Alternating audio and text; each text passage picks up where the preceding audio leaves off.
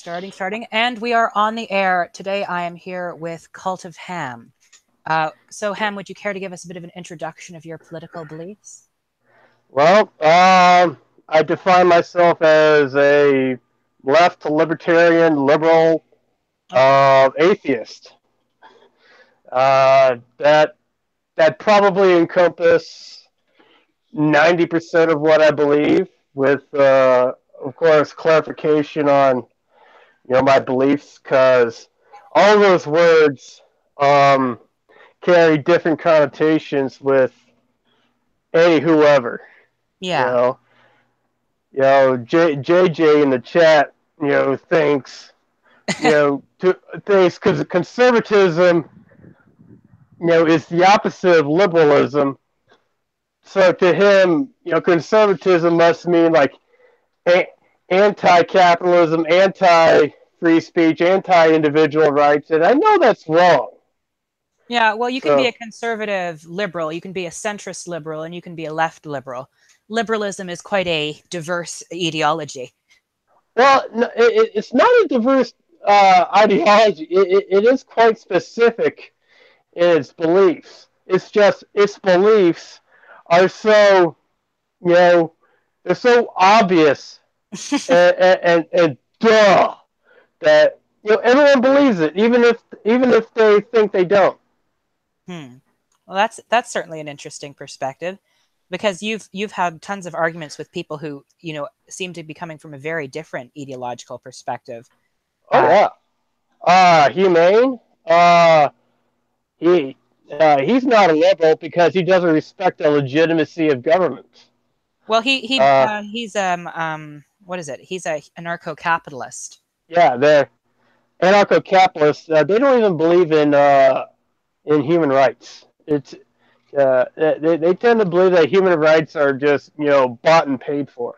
Well, it's the tyranny of the majority, right? Like democracy is communism. I was on. No, no, no. Whoever defends your rights is determined by the highest bidder.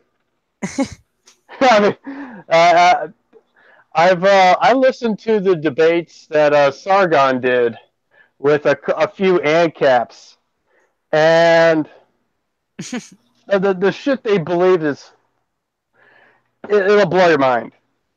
Yeah, uh, yeah. I've watched one stream of Sargon back when I was a fan of him.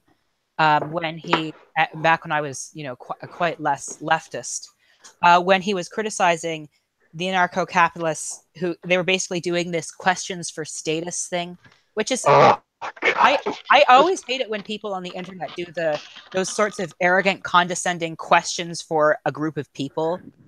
Like, it never Yeah. turns out well.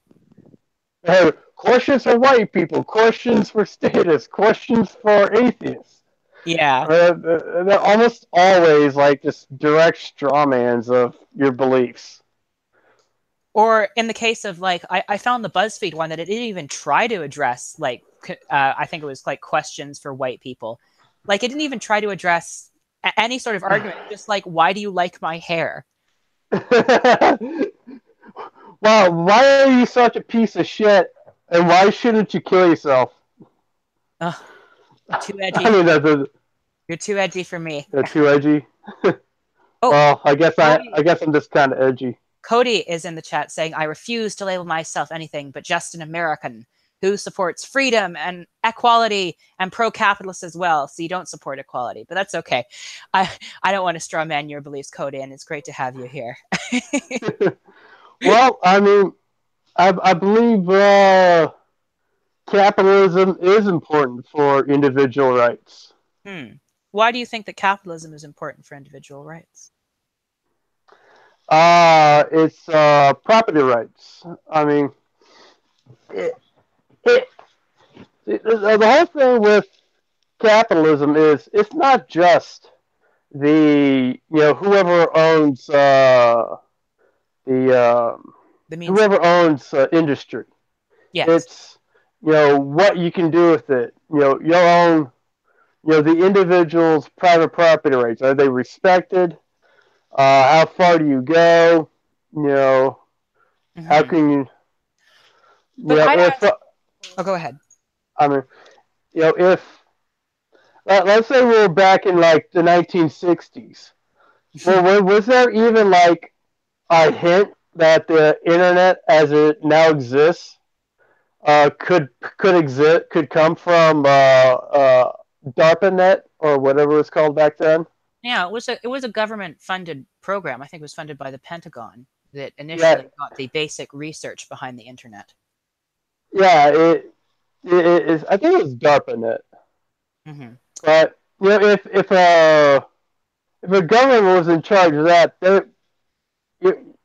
I mean, well, what would clue them into innovating that to be, you know, one of the most important tools for free speech today? Mm. I mean, it it took well, with the help of the government and private investors to really develop the internet into what it is now. And you have individuals, you know, they're all you know, developing and investing new ways of using the internet Hmm. uh, But couldn't for good or bad. yes, but couldn't the investment that sponsored the internet come from groups of people rather than wealthy investors and wealthy individuals? Well, it's not just wealthy investors and wealthy individuals. Apple was started by two guys in a garage. Yes.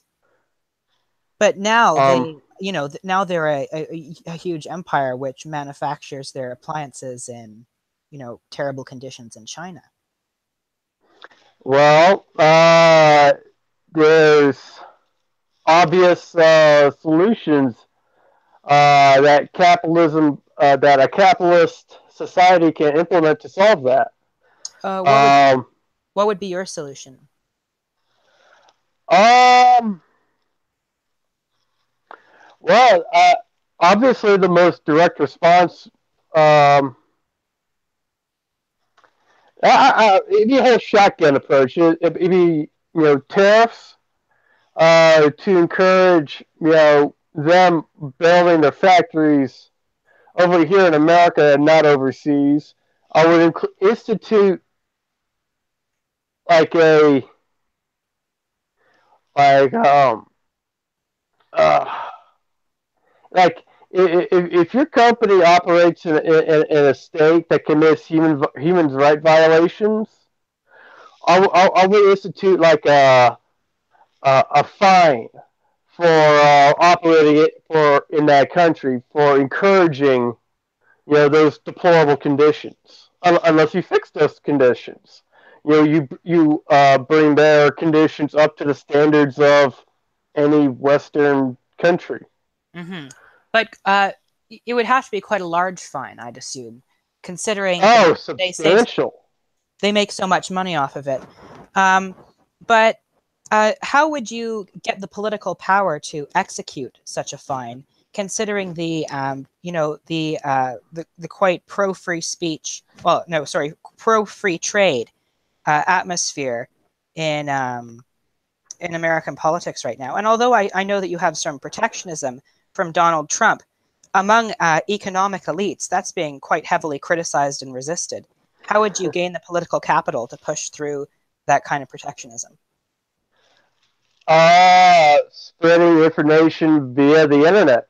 Um, and I mean, it's happening right now. You're having, old established politicians. They're having their positions challenged by, relative nobodies. Uh, and these people, of course, they're going to lose their first or second election runs. But their third or fourth tries, they're going to start gaining some victories. We're going to start changing the political landscape because you know the the Hillary Clinton,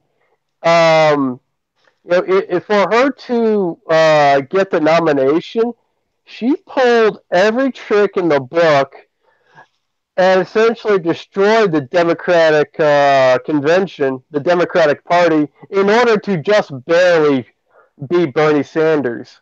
And, and who and it's even questionable if that was true without all the ballot stuffing.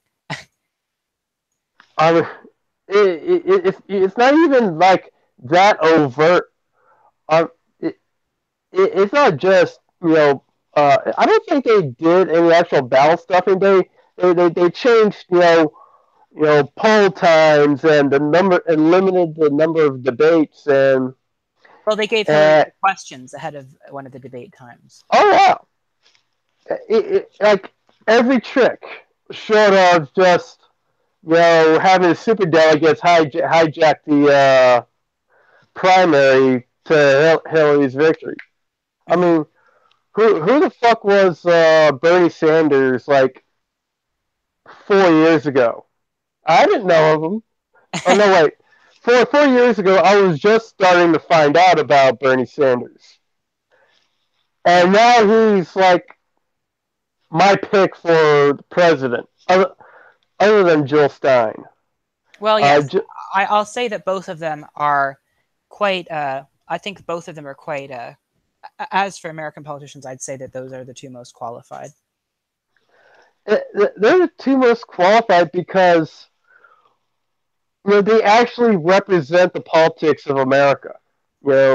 Bernie Sanders, he's not controversial at all. The only controversial position he has is his position on the death penalty. And if his position on death penalty was adequately and competently explained to the American public will change their position Mm. because the whole it saves money argument doesn't hold, and we're just murdering innocent people left and right. Minimum 4% um, of death row inmates are innocent. Yes, that's right. So, I mean, if you're okay with committing murder 4% of the time, then you're just fucking evil. Yeah. Well, I think a lot of people like it because it provides an emotional thrill. It gives a sort of sense that, yeah, justice has been done, Yeah. rather than the more, no, the kind of the more esoteric pleasure that you get from seeing someone, uh, you know, rehabilitated.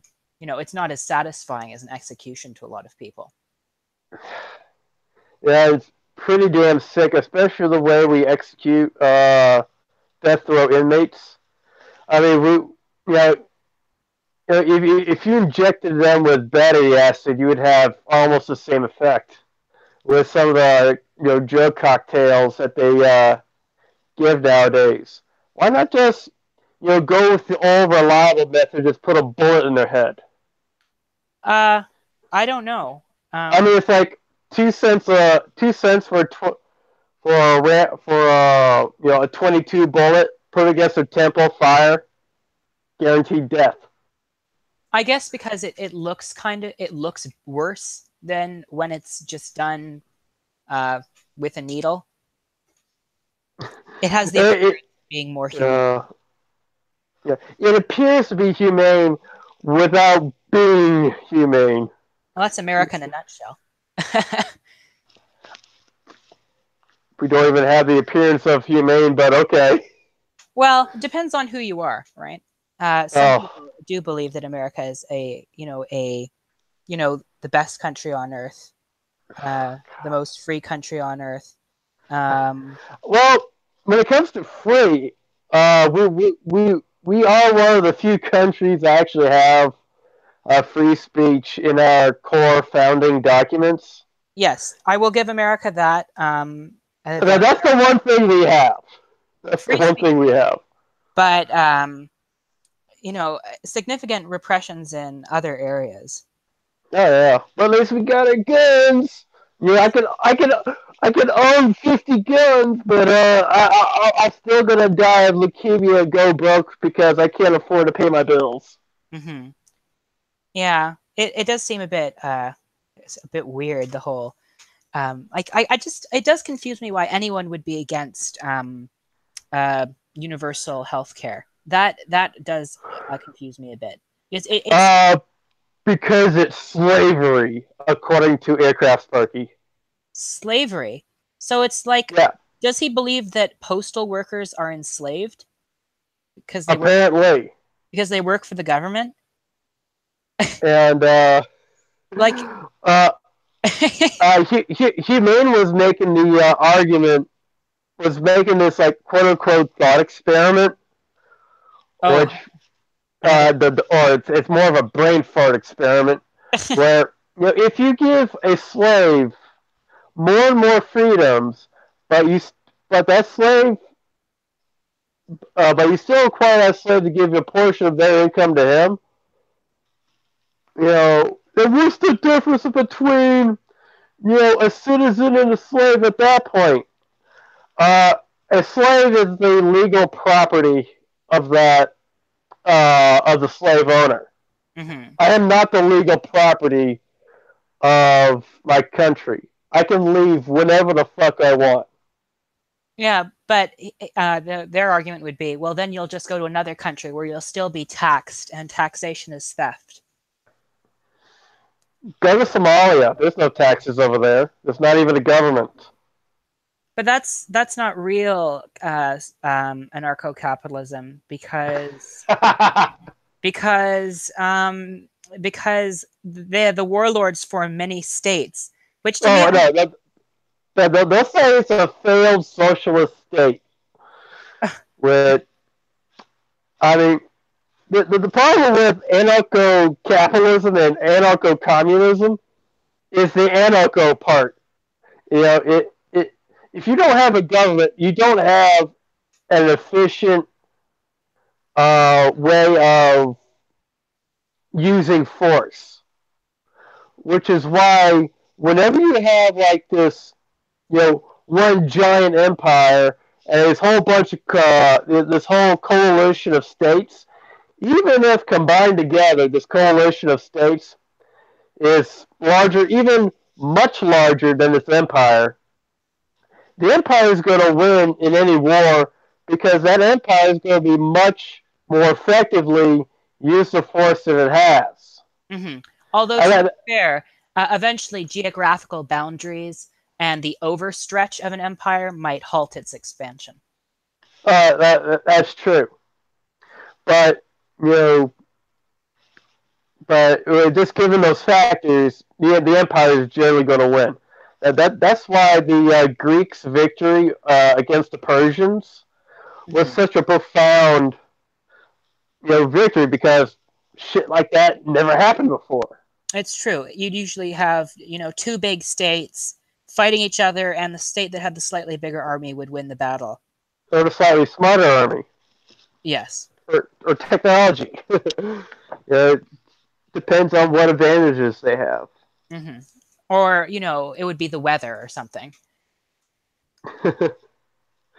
Yeah, or whether or not the soldiers can hear hear their orders accurately or not.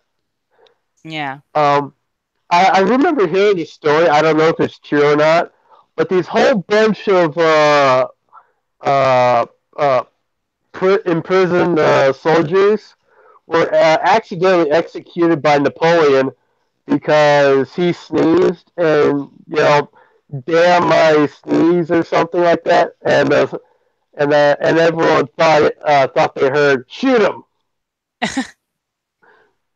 Well, I don't know about that. It sounds like a tall tale, but history is full of interesting things like that, where you kind of wish they were true, even if they aren't. Yeah, I mean if you don't learn from history, you're bound to repeat it. Hmm. If History. you if you have a whole bunch of anarcho-capitalist or anarcho-communist compounds, you're going to have Sargon of Akkad come in with his army, bust down your doors and kill all the men, rape all the women, and kill all the children, burn your town down. Mm. Well, the argument that anarchists use is, they appeal to the idea of guerrilla power, that a guerrilla power can actually defeat a larger army. Being in touch with the terrain and the land Oh can. yeah, and they'll immediately cite the American Revolution. Yeah, we And we found that in our debate with Humane. But the thing with that is that there actually was a government in the American Revolution. there is a force that everyone Yeah. is joining behind to support. Meanwhile, in an anarcho-capitalist society, like it's every man for himself. That's literally what you want. Like that's not an organized force of resistance. Yeah, I mean, if you try to pressure how an anarcho-capitalist would solve just basic problems like crime, infrastructure, human rights, it's always this hodgepodge, slapped together messwork of fixes, that attempts to do and kind of sort of does, but fails to. What a government does. Sure, governments don't do its job great, but it does its job adequately, and Well, yeah, it's brought us to the 21st century. yeah. I mean, that's kind of an appeal to tradition. But what I will say is that I have never heard a cohesive argument for how they're going to run the fire service. Oh well, they're going to have competing companies, of course. And if you haven't paid the right fire station bill, well, you're just shit out of luck. Fuck off. But then won't the fire spread to someone else? Of course.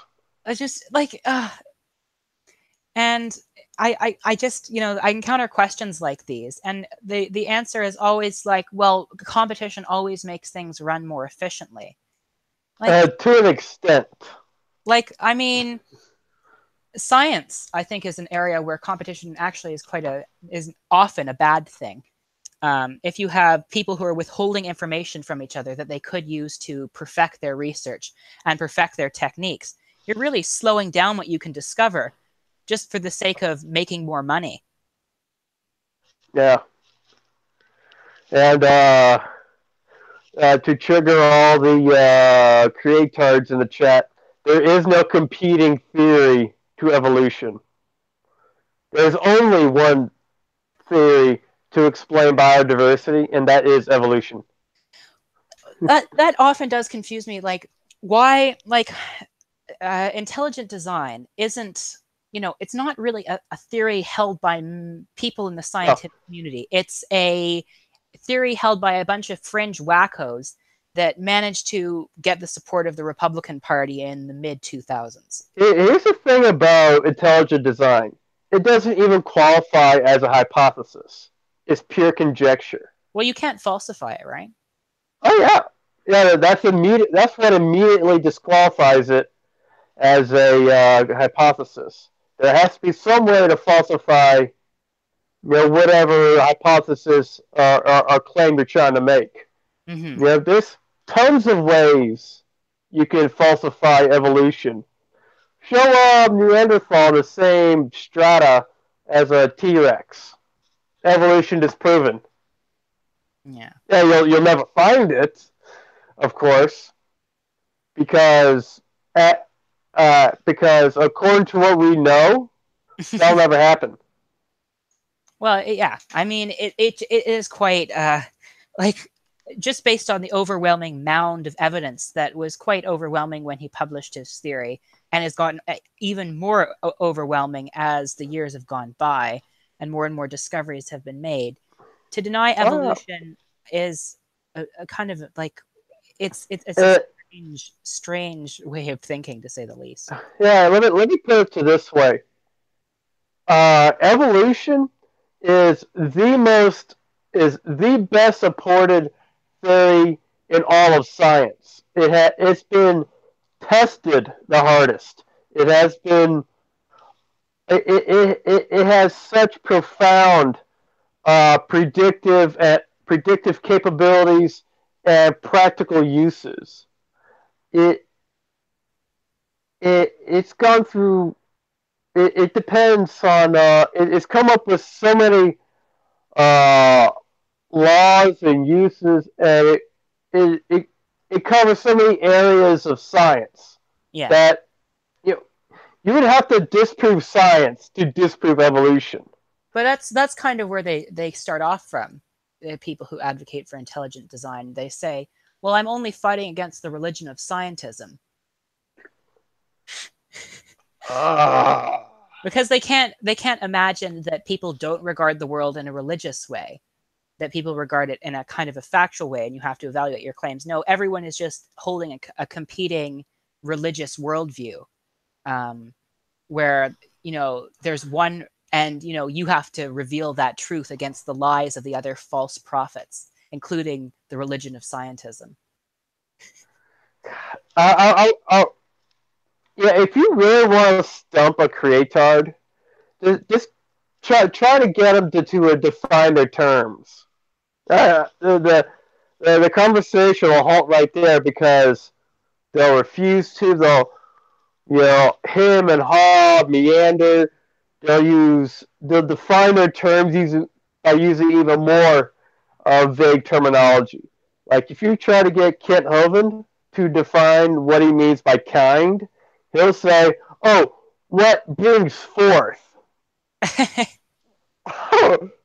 What? I mean, the closest to a definition you can get to kind with the creationist use of it is clade. Mm. And where they draw the line, who the fuck knows? Because Ken Hovind says, well, there could be only two kinds or 500 kinds of grass. And Well, yeah. And I often find that an argument they rely on quite often is the argument about the what's it called? The perfect universe. The universe is so complex and perfectly timed. It must have been created by some higher force. define perfect. Yeah, I mean, you'll find so much in life is just random chance. I, it, they, they have their conclusion and they work back from it. Mm. I Which, mean, another thing that would make it not really a scientific hypothesis. yeah. No theory in science has a God or divine creator as an axiom. None of them. If someone like Stephen Hawking, who spent his life trying to come up with the origin of the universe, Hmm. and he's come to the conclusion that a God is now acquired. What more reason do I have to not believe in a God than that? Of Yeah. course, that's they'll say that's an argument from authority, but honestly, To who's have a higher authority than Stephen fucking Hawking? the late and the great. The thing with an argument from authority is that it has to be an illegitimate authority. If you're making an argument from an actual quality source, that's just a well-supported argument. It's not an argument from authority. Yeah, and plus, there are other arguments against the idea of God as a creator of the universe. Hmm. First of all, define what a God is. Well, Um, it depends on which religion you follow. They would, some people are polytheists, monists, deists, but the typical one you'll come across, since most of the people that that are debating this are of the Abrahamic faiths, will say all right, God is Christian creationists. yeah, that God is the supreme being, you know, um, omnipotent, omniscient, all loving, um, and you have to Yeah, believe in everything he says. and believe it or not, that's like the atheist wet dream kind of God to argue against because that's like by far the easiest to debunk.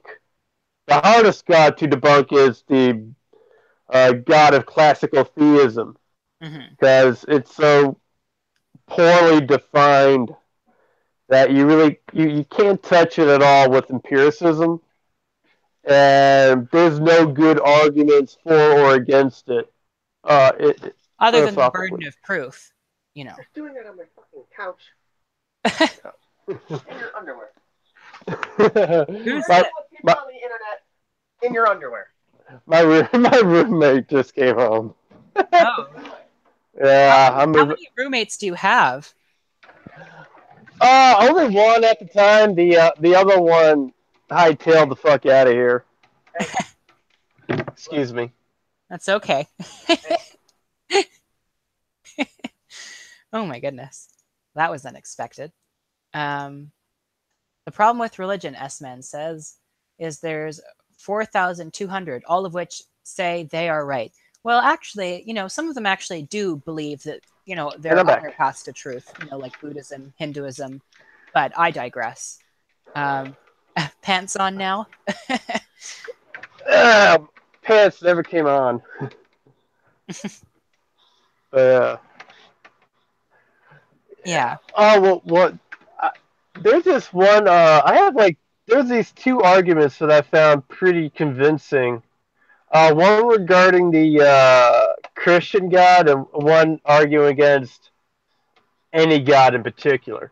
Okay. The one that argues against any God in particular is a a mind requires a physical body to exist, Hmm. and since the Christian God of the Bible has no body, or I mean, since since any God has no body, uh, he can't have a mind, Hmm. and therefore he can't exist unless he's just mindless. And Yeah. Well, that's you could think of God as kind of a force of nature. A philosophically, you could imagine him as the power of the universe. But that's much more impersonal than most people often imagine their God.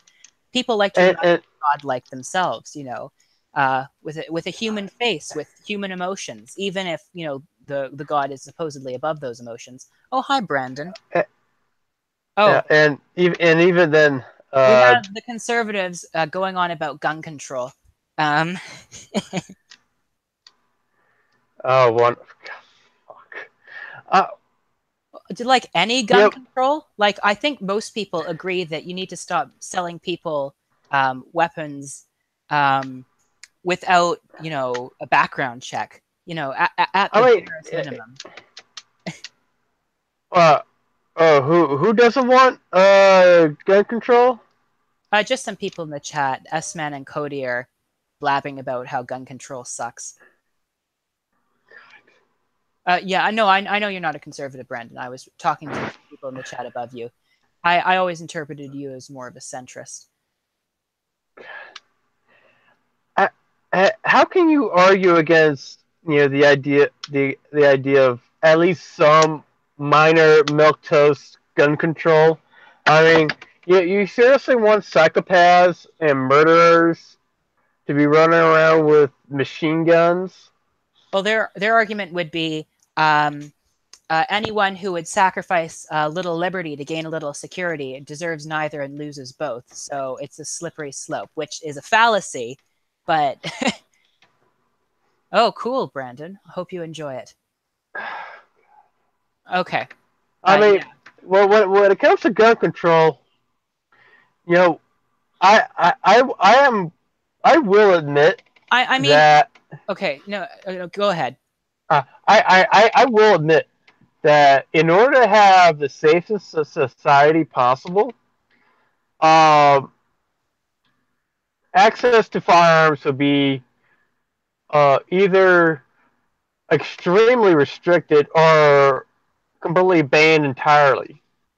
Uh, because guns are indeed a risk factor for, you know, uh, increased violent crime, increased suicides, murder rate, you know, gun crime. Uh, Oh, they're making the black market argument.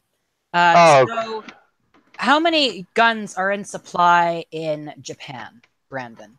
Do you know? Here's another thing about the black market. Do you think some a little psycho shit like Adam Lanza is gonna walk over to the local thug hangout alley and ask to buy a M4 carbine? Fuck no. Apparently, Brandon does walk into the black market to buy a heavy weaponry. Yeah. Some some socially inept freak like him. Yeah, he ain't gonna leave the fucking basement. Mm-hmm. Well, I think that it's at least important to keep track of all the guns in America because you need to know where they're going, and doing so can disrupt illegal arms supplies and giving them to people who say shouldn't have it, like criminals. And so that's definitely why, say, a registry of guns is also important, which I don't know how S-Man and Corey feel about Oh, that. registration leads to confiscation. Oh, or let's try this one. Guns don't kill people. People kill people. Oh, no shit. My favorite one is oh, so you want to ban guns to reduce crime? Why don't we ban cars to reduce car accidents? Oh, imagine that. Regulating cars to reduce the amount of accidents they cause. Who I would mean, have thought of such a thing? there are three differences between cars and guns. One, cars are regulated, licensed, and insured. Guns are not, or, or they're not regulated to that extent. Cars are necessary for commercial uh, activities. I mean, you don't need a gun to drive back and forth to the fucking supermarket. You need an SUV though, or any car. And two, and three, if used properly, a car killing someone is a design flaw. If used properly, a gun killing someone is not a design flaw.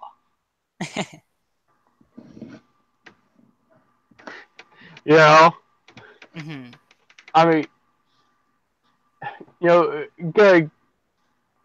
cars are meant to take you from one place to another. It's mode of transportation. Guns, they're meant to shoot holes through people. Mm-hmm. Well, Yeah, I find it ridiculous how they're, so in the chat, Cody is saying, um, uh, criminals will always find a gun no matter how strong gun regulations get. Well, it seems that though it's very hard to find a gun in Japan, which is why we have the situation that we do here. This is the estimated number of guns per capita as tracked by the United Nations. And here we see way down on the list 162, 0.6 guns per capita as compared to the United States with 101. So when you have such an armed country compared to one where there is lots of gun regulation, the guns are almost, it's almost irrelevant the amount of firearms that are in Japan as compared to the United States. But anyway, Brandon said, let's ban guns in video games. We should finally ban auto rifles in video games. Well, who said anything about banning guns? I'm more for regulation. But yeah. It's amazing how these fuckers, they keep confusing. Oh, you want to regulate guns, therefore you want to take away my M16. Read. yeah, that nonsense. Oh, sorry, dear. Can't have my face on ruining the screen. Yeah, and I will just go on a statement saying I find the idea that violent video games cause violence rather than guns. Like, people will blame anything rather than guns in the United States. It comes to the point where they're like banning like fictional guns as opposed to banning real ones. Yeah, and I'm not even for banning it. It's so stupid. There are more laws against porn in the United States than there are against guns. Ted Cruz wanted to limit the number of dildos you can own. Like who cares? Like why are we concerned with this? Why do we go like busybodying, nosing our way into what these citizens are doing and policing their sexual choices? Like who cares? Why do you care so much about gay sex, Ted Cruz? Ah, I can tell you why. So they can avoid the real issues like, hey, how much money you're taking from Halliburton and ExxonMobil and Goldman Sachs? Um, Yeah. well, what are you going to do about, say, the healthcare crisis in America or infrastructure problem or all these other real policy problems that we have? Yeah. Esfan says, screw single payer healthcare, and I should have to pay for someone I don't know. But you do realize, Esmond, that you're ending up paying for less for your own than you would have to pay providing your own health care through your own insurance. It's a smart investment to decide to go with single payer healthcare. It will reduce the cost for everyone. Currently, it costs so much money in the United States for people to get healthcare, and the United States spends like more per capita and gets worse results than any country in the first world. And yet, we still have people, against single payer healthcare. It seems kind of more on principle than on logic. Yeah, it's like they define their ideology as I'm against single payer health care, and I will defend that and to the point of where I'm just revealed to be a completely insane person. Well, they'll go something like, oh, we can't call it single payer healthcare. That sounds too appealing. Let's say socialized medicine. Ooh, isn't that scary? Socialism. Get the whole red panic stirred up. By the way, I just remembered something. Why was Aircraft Sparky calling Owen pro pedo or Okay, something like that? let's get into. I don't think any of my viewers are aware of who Aircraft Sparky is, so I think you should give them. Okay, uh, think of the far right conservatives Christian strawman. That's Aircraft Sparky. No joke. I mean, if I start quoting Aircraft Sparky, people will think, "Hey man, you're just making that shit up." Yeah. It's just like it's so like Uh, uh, here he is talking about child soldiers. The fuck they are. They're targets. Waste of DNA. Terrorists. They volunteer to join the group. They kill and rape. But yeah, they're all forced. How about you go over there and see for yourself? Oh wait, that would require you learn the truth.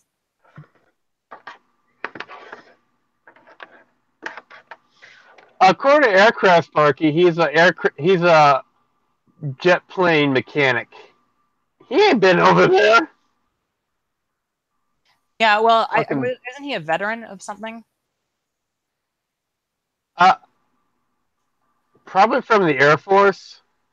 Hmm. Um, yeah. Fuck. It, it's just amazing that someone like Aircraft Sparky could exist. Hmm. Well, I think like it's just like the product of everything wrong with America. Like, you think of the elitism, you think of like Oh yeah, the big. that's one of the.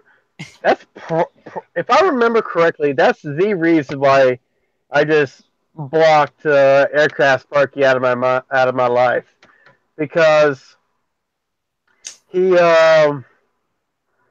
once again we were debating in the chat, or well, I want to call it debating more like shit flinging, Yeah. but he came with, I got a college degree. I make 60 grand a year. What are you, some kind of factory worker? You push button to get a banana. That's like, well, that's very classist. He doesn't have the right to. Yeah, He shouldn't be able to, like, he shouldn't judge you like that. It's not fair. I mean, obviously, Aircraft Sparky hates like the entire working class. I Hmm. mean, what other conclusion can you come to other than he sees the working class as his inferior? Yeah. Well, that does seem to be an extent. Well, if he sees you as just a button pusher and a lazy and a leech, just for being working class and having a factory job, compared to his amazing 60 grand, like, there is a lot of elitism there. There is a lot of arrogance. Um, But for someone with a college degree, he doesn't make a hell of a lot for just making 60 grand a year. My dad made 60 grand a year, and he never earned a college degree, except in real estate, which ain't worth the paper it's written on. He was a CNC programmer. He can make any CNC fan controlled CNC machine, jump up and do a tap dance. yeah. Made good fucking money doing it too. Uh, I mean, without, go ahead. uh, oh, I strongly disagree with Owen on his socialist ways, but I respect the guy. He'll listen to you and doesn't scream bloody murder when it comes to disagreement. Yeah, well, it certainly, with the Sparky thing, it really did. He called Owen a pedophile, and he threatened him. I'm still confused on how he could call Owen a pedophile. Like, what did Owen actually say? Uh, I think he was condemning American war crimes, and in Sparky's mind, he was like, that means you're with the terrorists. And so he's like, you defend the terrorists. And so he believed that Owen supported terrorism and everything they do. And so, because he supported terrorism, who are fundamentalist Muslims, he believes that he supports child marriage, which makes him a pedophile, which means he gets to report him to Mr. Medicare. Oh my god. Sparky really is just a far right wing conservative stereotype straw man. Holy shit. Yeah, it was really embarrassing. Yeah, and it got really cringy when he started like laughing at photos of torture at Abu Ghraib. What? Yeah, So, look. oh wow. I'm honestly not surprised anymore. I mean, Aircraft Sparky just strikes me as a complete sociopath. Okay, look. Yeah. Aircraft called Owen dumb crap. Yeah, it's true. Owen called the U.S. Army terrorists. And I will go on air saying this. I disagree with him. I think that the U.S. Army does include terrorists. However, like, I think if you use a drone to kill civilians, and you're doing that every day, I think that kind of makes you a terrorist a bit. That would basically make. I would argue that the U.S. military is a terrorist organization Mm. because we go in somewhere unprovoked. Yeah, this Oh is the part where, Jesus! see, look, like, he really does turn into a bit of a racist caricature here, of like, this is like the ugly American. It's just like, it's so stupid, like, that he would do things like that and think things like that, and like, I wasn't even offended, because I was like, it was just like too ridiculous to be offended. Yeah, I, you got it right there. He's too ridiculous. He's not a serious person. Hmm. He's a joke. Yeah. Wow. Like, Is he still in that chat? no, I actually blocked him after he threatened to dox Owen. Oh yeah. And that means I have no idea what he's doing on social media now. Honestly, Oh, that's a bad thing. no, I'm fine with that. Like, I'm fine with never talking, never seeing him again. Um, S-Man here makes an interesting point. The soldiers are required to obey the orders of the president, the orders of the officers that appointed them. In Al Qaeda, they're required to obey Osama bin Laden. Does that excuse their actions?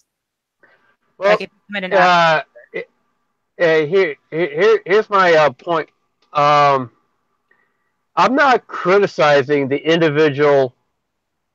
individual soldiers on the ground just carrying out orders.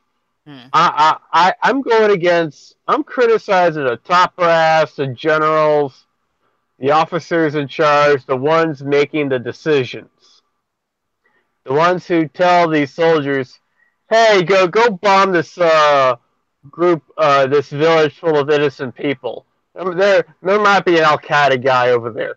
yeah, well, I think we can all agree that the real evil lies with the higher ups. And it's true that the US military often targets people for recruitment who are in, really low economic status, who don't really have much of a choice whether to sign up or not. They're just desperate for work, and so they agree to it. And, they're fed a bunch of propaganda where it's like, oh, this is amazing what you're doing. You're helping to spread democracy abroad. And I don't hate all soldiers. I think like my great grandfather was in the military, although he didn't really do anything because he was too short. He just kind of ran the supply train. That's another story.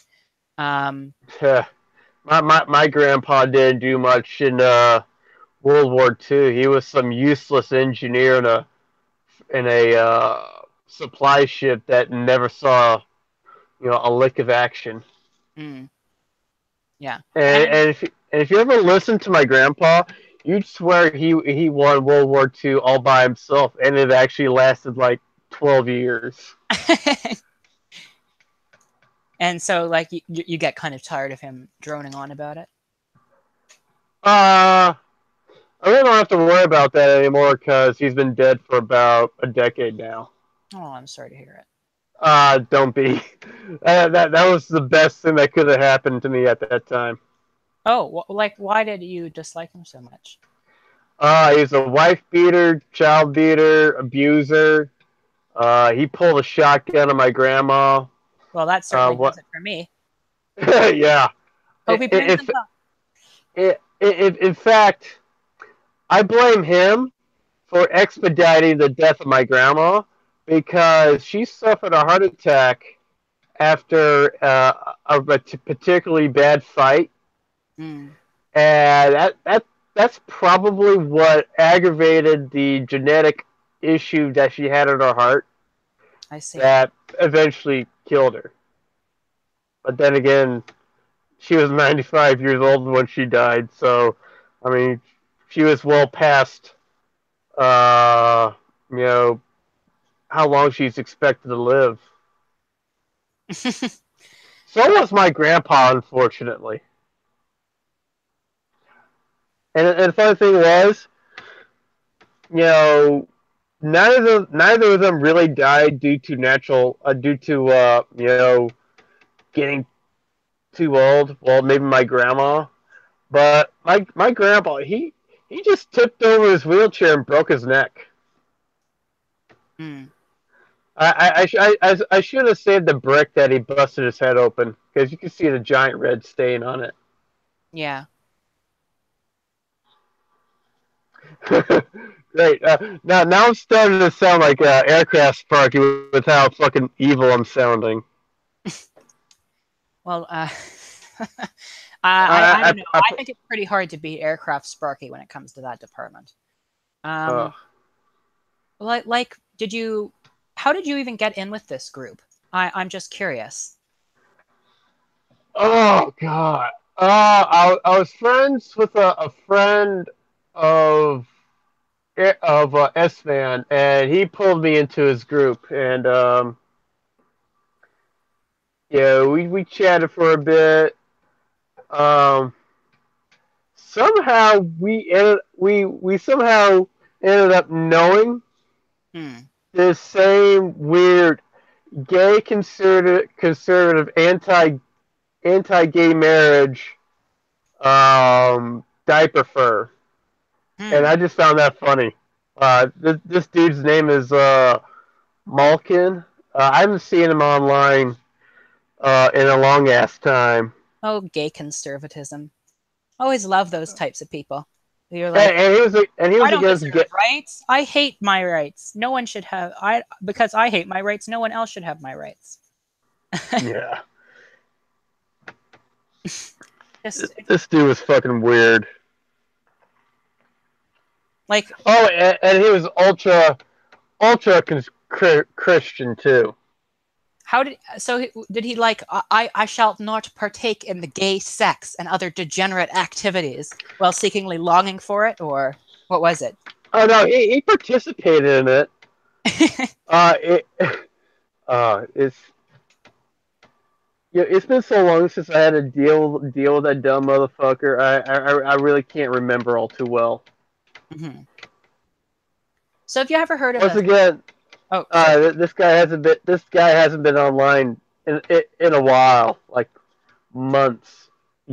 Probably coming up to at least a year. Oh, and this guy was one of these guys who was claiming to be I'm so so pro free speech. I love free speech. Mm, As he went on blocking people left, right, and as much as possible, just to you know. avoid I mean, is being a hypocrite like a cornerstone of being a right winger? uh depends on the right winger, I find. It seems to be a cornerstone for a lot of them, to be honest. Well, I will say that I find Christian anarcho-capitalism to be completely like they don't work together at all. Like all the major thinkers behind that movement were atheists, and then all of a sudden you come up with this nonsense that oh, I believe in the non-aggression principle, and yet somehow these direct commands in the Bible telling me to kill witches correlates with my beliefs. Like, no, it doesn't. You're just cherry picking the Bible, or you say, well, it's metaphorical or some nonsense like that, and it's only literal when it comes to gay sex and everything else you don't like, because I don't know. Like, I saw you mowing your lawn and a blade of grass of yours landed on my lawn, so I'm going to nuke you with my recreational nuke, and I'll go to church and pray my sins away. yeah. And the church doesn't dole out charity because they don't support leeches. Like, You know that argument that these anti-government programmers, anti single payer and uh, hmm. like is like anonymous or like a segment of them? sorry about that. My alarm cut on. But yeah, uh, the argument that they use to argue against government welfare and single payer healthcare is, oh, there'll be charities that'll come up to help with the unfortunate and the needy and the poor, even though there's nothing preventing those same charities to pop up, and they don't work. Well, they pocket the money, right? There's no regulations in an anarcho-capitalist society. There's no government, so they take the money, and okay, thanks you're going to help all these wonderful children, and they'll maybe spend a bit of money refurbishing this one house so they can show it in slideshows to look how much progress we're making, and it's all a ruse, and no one will be any the wiser. Yeah. How is anarcho capitalism not a corporatist wet dream? Well, like it like the whole all these people pushing for like that sort of system are funded by like big business interests. Oh yeah, Ben Shapiro and all Mhm. that shit. He got himself a radio station that couldn't be more establishment. What, the Daily Wire or something like that? No, he got himself a nationally syndicated radio show. No, it's not. It's syndicated in like a whole bunch of typically left-wing cities. Hmm. So he's trying to provide the counter narrative. Yeah, the counter propaganda. Yeah. Uh, Ben Shapiro, I find, has a rather irritating voice. It's just I find it to be very nasal and very hard to listen to. Um, and when I hear it, it kind of gives me a migraine. What happens? I said Ben Shapiro. He Uh, has a very irritating voice, and when I listen to it, it kind of gives me a migraine. oh yeah, that Weasley. I am so presupposed. I, I, I believe it. You know, fuck the libtards. Oh god. Yeah, Yeah, that's a terrible Ben Shapiro. impersonation of. Uh, yeah, but does he I probably could do really it better. deserve? No, he doesn't deserve any I better. mean, yeah, does he really deserve any more effort than that? Fuck him. Mm. Have you ever heard of South Park Republicanism? I've heard about that, and I do tend to agree with what South Park, what their political views are. Well, they don't really For the talk most, about economics very much, mostly about social commentary, where they lean quite centrist.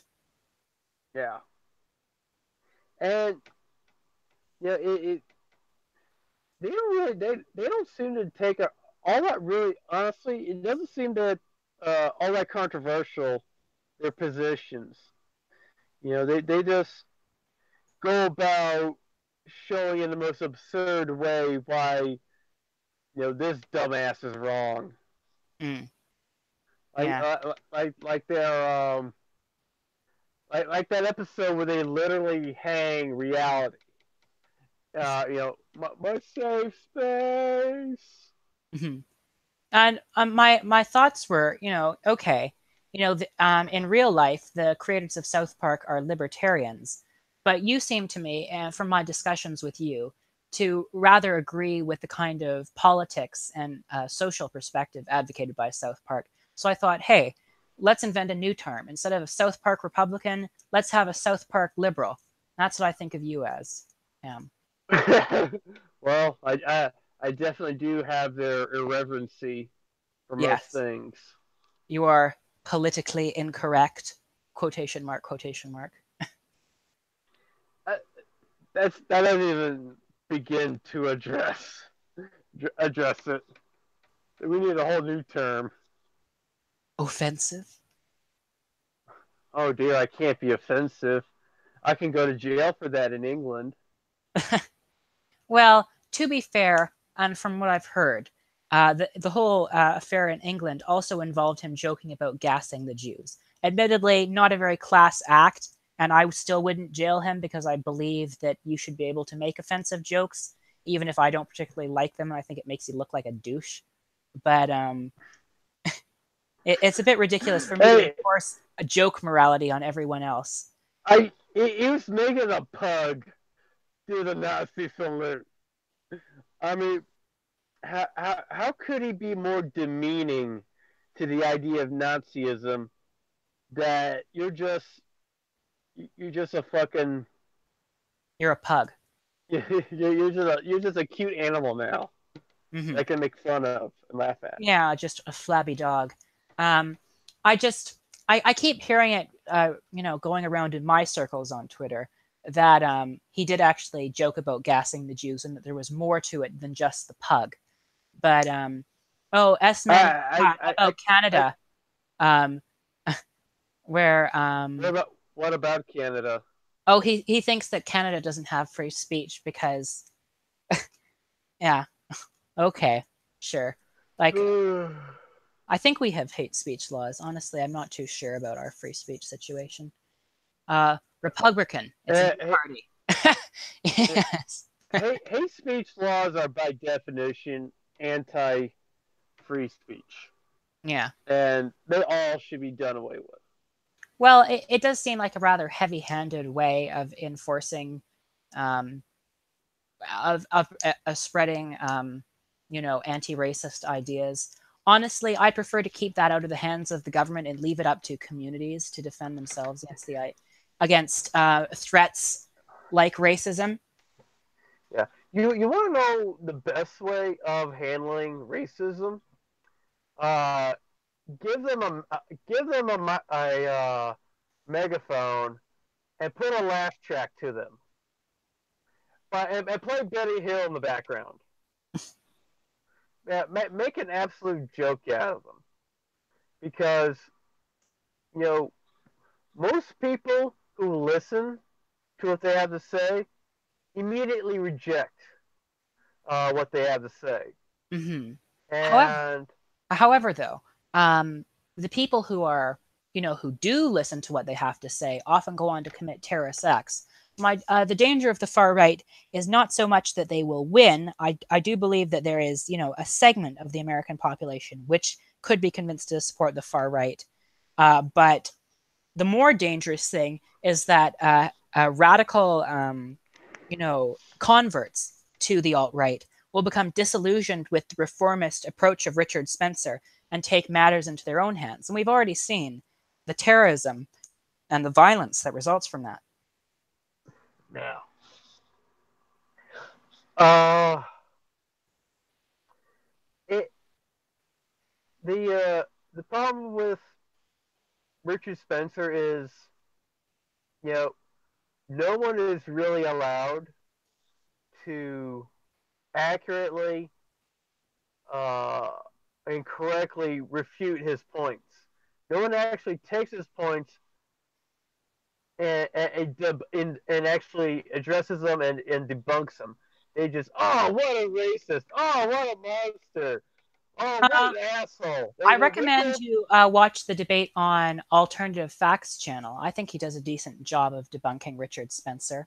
And I, I watch ContraPoints videos, and I think she also does a pretty good job of addressing him. yes, Admittedly, at first Argon does a pretty good job of debunking Richard Spencer. yeah, no, I'd say that his stream with Richard Spencer was a catastrophic failure Yeah.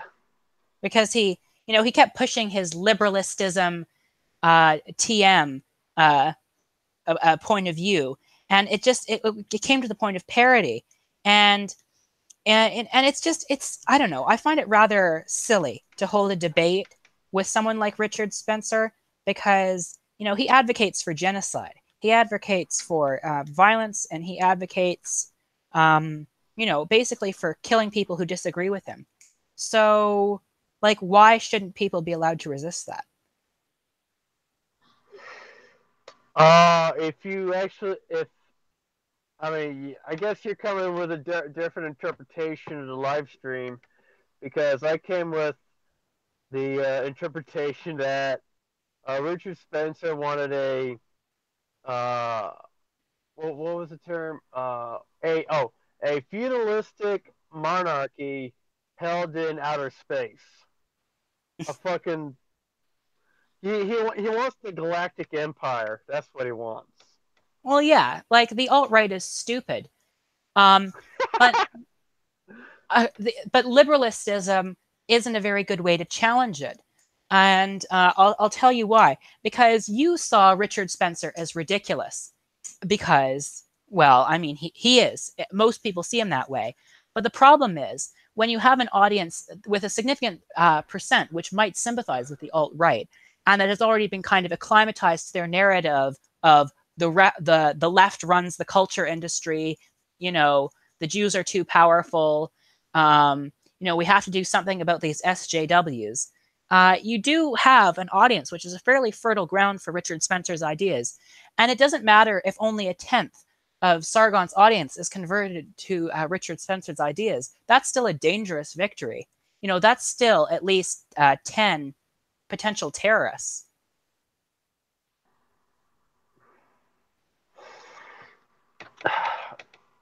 It, I really don't.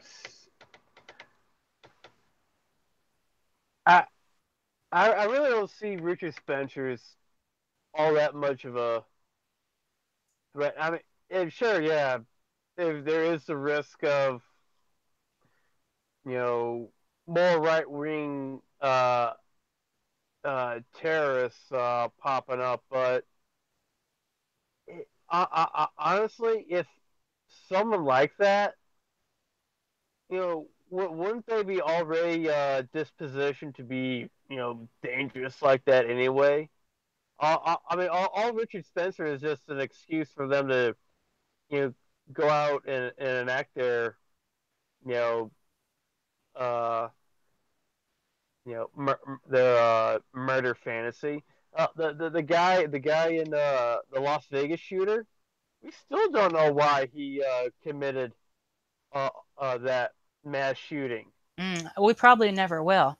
But Yeah, it was a anyway, complete X Man mystery. demands that I ask you about punching Nazis. Where do you stand on punching Nazis? Absolutely not. Why? What's your argument against the punching of the Nazis? Um, Offensive violence is always wrong. Always? Uh, yeah. Why are the Nazis bad? Because they murder. Because they invaded other countries. Because they uh, committed offensive violence. Yeah, but the thing is, their offensive violence their offensive violence wasn't designed to stop offensive violence. I think it's okay to use offensive violence if your goal is to prevent it. But if if it's offensive violence in response to offensive violence, that's not offensive violence. That's defensive violence. And do you think that Nazis have not been committing terrorist acts across America in 2017 and 2018 and even in 2016 and earlier? Don't you think that communities which the Nazis victimized don't deserve to defend themselves against the violence of the inherent violence in Nazi ideology? Yeah, but was Richard Spencer at that moment committing a terrorist act? You don't have to be committing a terrorist act. Like, would you not punch an Al Qaeda, an ISIS preacher who was in the street saying, "Bomb America, burn them to the ground, kill gay people"? No, wouldn't you just like to punch that guy and shut him up because he is. No, I point and laugh because this guy is so ridiculous. I don't care how hateful he is. I'm just gonna point and laugh or just ignore him. Well, you would, but would Muhammad, who's feeling isolated from American society, which he sees bombing his countrymen, uh, would Fatima, who feels, neglected in a very consumerist, materialist society, those people would not point and laugh. They'd see an arrogant American laughing at ideas to them seem a bit appealing. And then they go over to this ISIS guy and he'd say, "Oh, we're not so bad. Listen here. Look, see my pamphlets."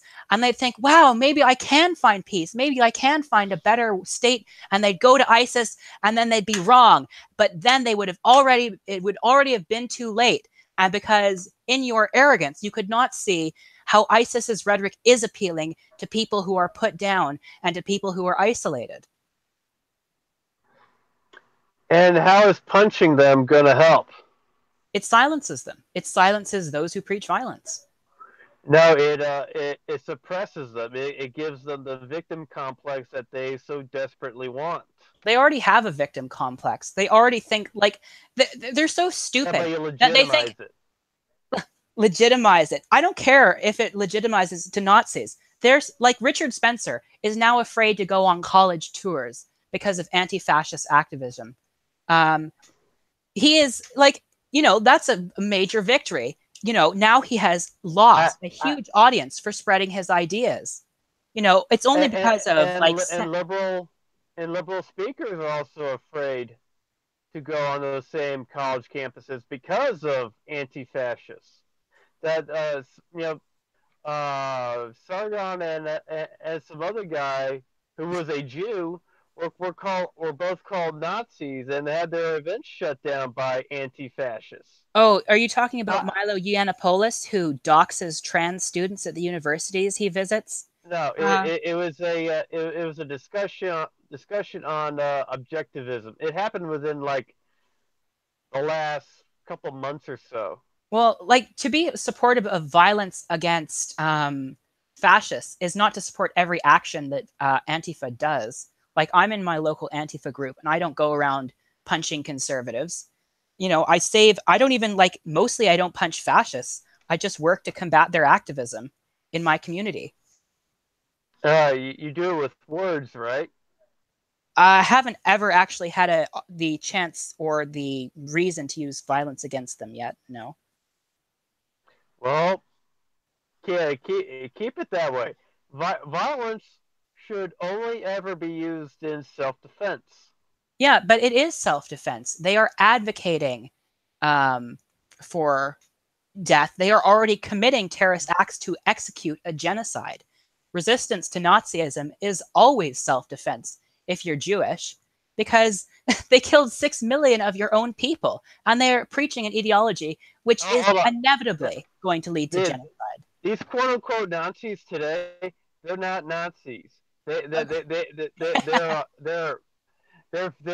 fucking they're neo Nazis. They're Okay, so you're cosplayers. saying these fucking Nazis are not Nazis, they're neo-Nazis.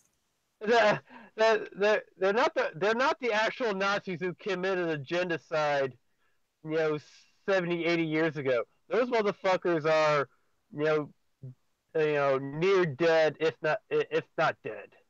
But they do Um, preach us, an ideology which is their ideological descendant, and quite a few of them, um, are actually preaching a genocide. Richard Spencer has advocated in his magazines for a genocide against Black people in America. yeah, but they're only preaching them. They hold no actual power. They hold no Steve Bannon was authority. on Trump's National Security Council, and he said that he wanted his magazine to be a platform for the alt right. That's Yeah, power. and he's no longer there. Yeah, because he fell afoul of Trump's constantly shifting intrigues and his stupidity, not because of his stupid ideas. I mean, uh, Steve Bannon had a whole lot of shitty ideas, but there were a few um, things as he was keeping Trump somewhat sane on. Like I think it was the foreign interventions. Well, yes, because the alt right is really weird in that they're kind of like paleo conservative in their foreign policy They're outlook. nationalist socialists. They're nationalists. Well, they're not socialists. At least I've never Yeah, met one that's a socialist. they're And sure they as hell ain't capitalists. depends on the alt righter. Actually, some of them are ANCAPs that were converted. And hello, Esper. Uh, Lovely to have you I on the mean, if they believe in the Nazi ideology, they're not capitalists. Do you know much about the history of World War II? The Nazis did actually privatize quite a lot. Did you know that the term Oh privatization yeah, there was was invented the, to describe uh, the Nazis? To describe their campaign. I'll actually, as I described before, you know, capitalism is not just whoever owns industry. It's the economic freedom of the individual to pursue whatever goals they want in the free marketplace. The German economy in World War II was massively controlled by the government.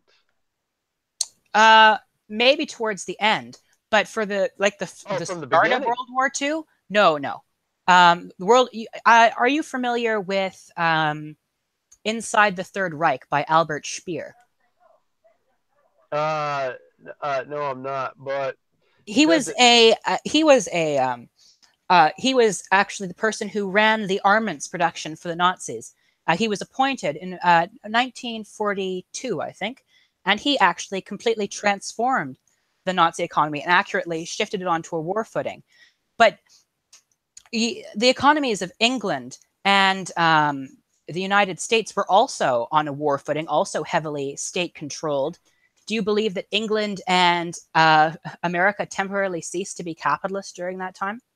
Yeah. Oh, okay. Um, uh, how do you I you've mean, already defined if you capitalism? But I stick by capitalism being an economic system where countries' trade industry are controlled by private owners for profit rather than by the state. You know, the Nazi Germany did not control, the economy that was, enriching the rich. What they took control of was what they needed for the war effort. And, they gave like an estate to a Gaultier, or they gave a mansion here, farm there. But that's still private ownership. It's just a stupid, overly bureaucratic version of capitalism. probably what makes it not capitalism. You can have a bureaucracy and still be a capitalist country. Well, yeah, but if it if the people if there's no economic freedom or very little, I mean How do you define it economic freedom?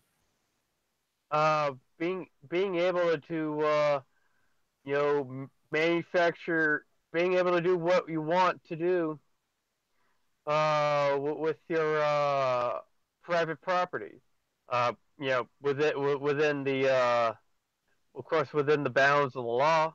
And you don't uh, think Herr Goebbels was doing what he wanted with his private property when he was taking paintings from all the crown heads of Europe and the Louvre and stashing it in his estate, like all the other Nazi leaders and all the other capitalists that were allied with them.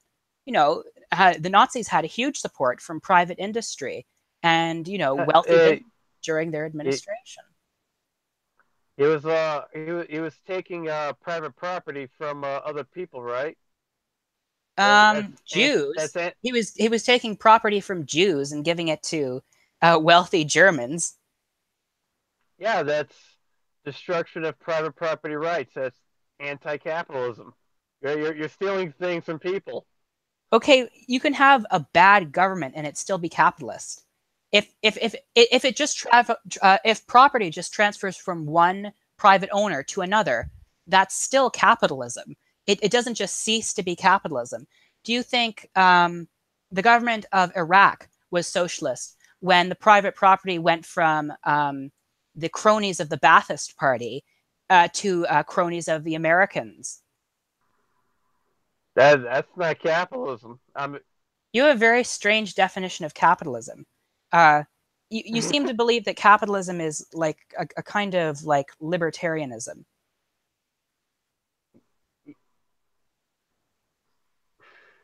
I'm, the, I'm, you can't have capitalism if your private property can be just taken away from you, just like that, just by force. Uh, what do you say to the poor farmers in Bolivia who are at the mercy of corporations and who hire private guards to basically pressure them off their land? Is that not, if their property not being taken away by force? Would you seriously say that corporations using force is not capitalism? Yeah, that's corporatism. Corporatism is a form of capitalism where corporations It's conspire a with highly government to make devolved wealth. form of capitalism. Okay, you admit it's a form of capitalism, not one you like, not one you support. Neither do I, and neither does I think anyone in this chat, and probably no one who actually would who understood the chimera we're dealing with. But it's still a form of capitalism. And corporatism, I think, is actually quite an accurate way to describe what was going on under the Nazis. The Nazis were heavily indebted to private industry, and they had a very functional, very happy, very business-like relationship with one another. Okay. I mean, I'm not that read up on Nazi history. I'm just mostly going by what I've tangentially learned uh, from just being alive. from high school and such. Yeah, so that's what I said. Like, this is only a narrative in America. No one else seriously believes the idea that the Nazis were socialist. I mean, why else would they have that in their name? Why would the Democratic People's Republic of North Korea have democracy in their name? Well, they did have their vote. Well, yeah, it was a sham. And socialism under the Nazis was a sham. It was capitalism. Hmm.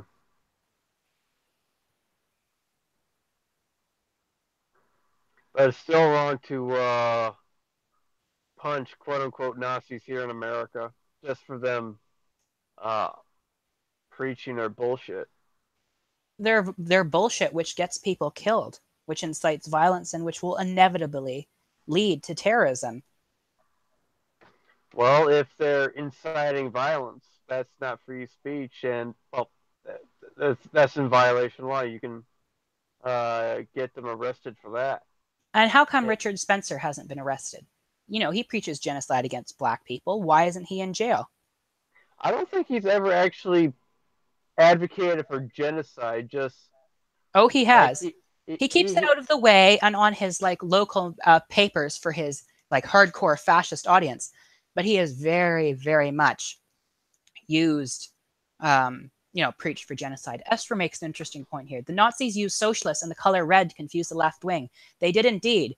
A nationalist social German Workers' Party was a deliberate ploy to get the left wing vote.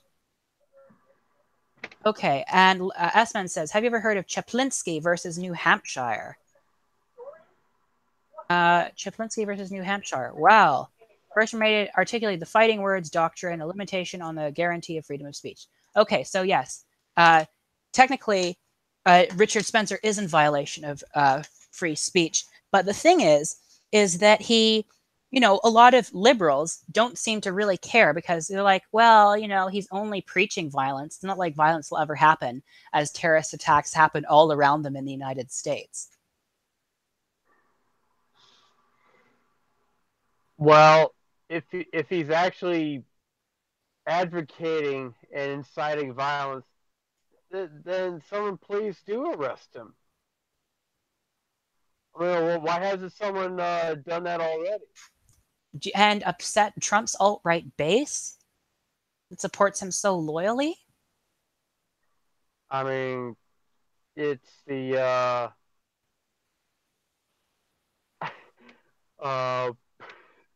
Trump's the Trump's administration.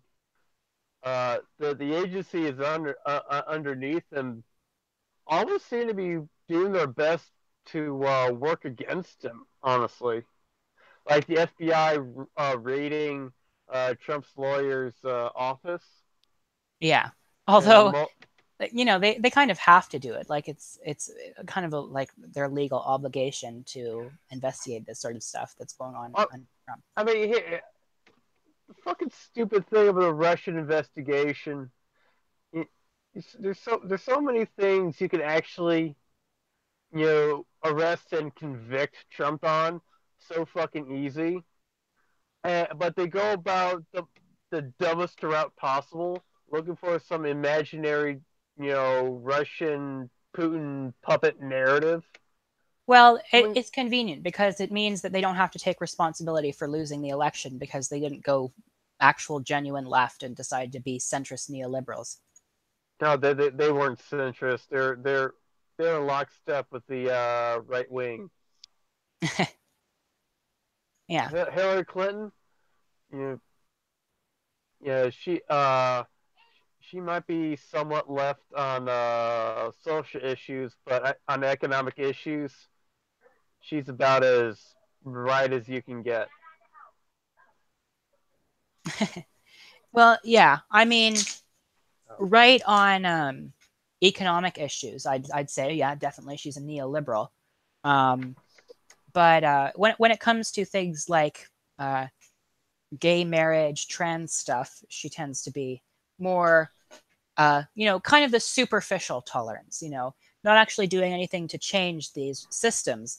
but getting good brownie points for being progressive with the press, even though she used quite a lot of racist rhetoric herself in I I I, I got I carry around me a bottle of hot sauce. yeah, I'm thinking of that bit where it was in the 1990s where she called young black men yeah, you're right, Esmond. Hillary says whatever's polling. um yeah. Uh, she said to young black men in the 1990s, she called them super predators. That is something she actually said. I thought it was just kind of a Trump invention, but no, she actually did say this. Maybe she was just hungry for that black cock. Well, to be fair, I must admit that I am as well. But Yeah, anyway, I don't find black men attractive at all. oh, why? It's just their physique Well, some of is them are quite thoroughly handsome. unappealing to me. I mean that's that, that's the I find white men to be the most attractive. You What type know, of white men do you prefer? oh, I like gingers. I like uh I like Scandinavians, Germans. So blondes and red hairs. Yeah, I don't like a lot of body hair. Oh, So some so random geek. Too manly for you, Ham. Gingers have no sou. Yes, S-Man. We get it. They don't have a sou. They don't have a single. They don't have a single penny. Um, I mean that's how Hercules was able to be uh dive into the river Styx. They made him a ginger for that movie. mhm. Esper says that the whole Clinton campaign in the 1990s was dog whistling to racists, and you are right. That is, while at the same time maintaining a overt appeal to black people while using a covert racist message to win the Southern vote, and they did, Yeah, to win away some of the Southern vote, and they were yeah. decently successful. Uh, Bill, ch- ch- change that to pretty much every campaign um, within the last 100 years, and well, since the start of the country, and you're right. yeah, the Southern strategy, although was coined by Nixon and was first kind of like formal there. Like there was always kind of that unofficial system. Like yes, we'll do civil rights eventually, but you know, these black people are really dangerous.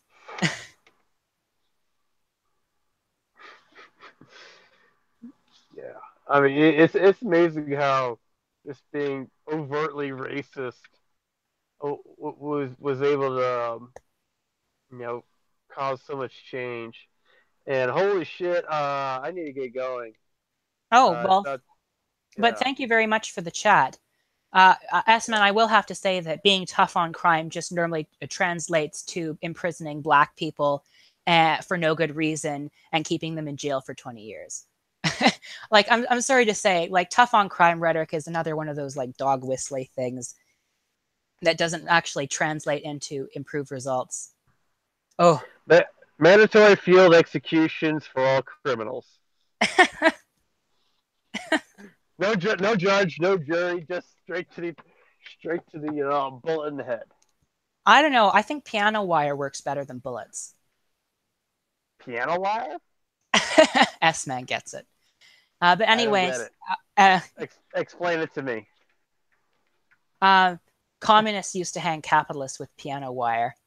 Oh, fun. Asper agrees. Tough on crime is dog whistling. Yes, all my followers agree with me. That's why I love them. No, I'm just kidding. I love you for all your independent opinions. But anyway, thank you, Cult of Ham, for joining me with this lovely chat. And I've had a great time with you here today. Hopefully, we Yeah, can do it again sometime. Have fun. yeah probably will. Hmm. Uh, the funny thing is, I haven't said a single racist thing in this whole chat yet. And That's good. Let's end it before you do.